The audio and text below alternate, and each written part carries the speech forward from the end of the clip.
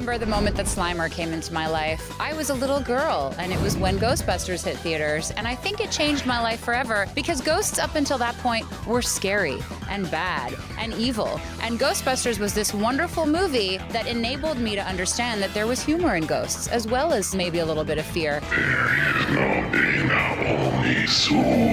What a lovely singing voice you must have. And I think that's one of the things I love about Ghostbusters, is that it really does walk this line between funny, mostly, and scary, a little, and it does it really well. This is obviously a classic comedy of the 80s. I order you to cease any and all supernatural activity and return forthwith to your place of origin or to the nearest convenient parallel dimension.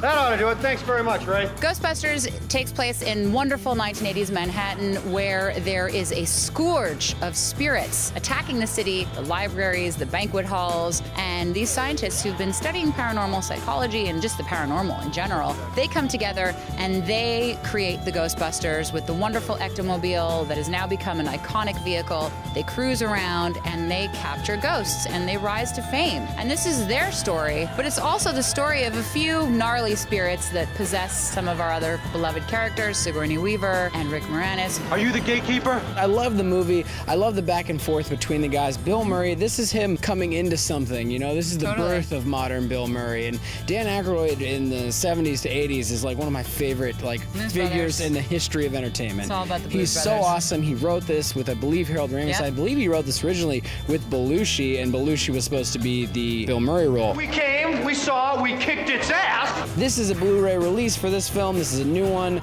They got in trouble for this movie because they released horrible DVD transfers that never pleased anybody.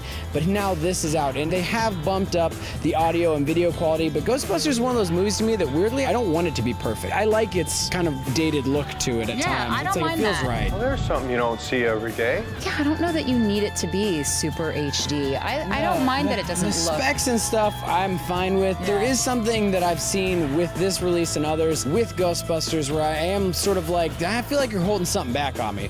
This is definitely something that there's a history to Ghostbusters that I want. I want more. Well, they're this probably was coming out with released. another one, well, right? Bill Murray has just put the kibosh on it. Maybe now you'll never slime a guy with a positron collider, huh? One of those things of this release, they just little things. Ghostbusters in the modern world makes me mad. Like seeing a trailer for the Da Vinci Code before I watch Ghostbusters, I'm like, what the hell? Stop this. I need a VHS. Go get me a VHS copy of this. Yeah. But there's special features they're probably not putting out yet. I want them to because I love this movie. It is one of my favorites. So, Miri, what are you going to give Ghostbusters? 8.5. It's a solid 9 for me.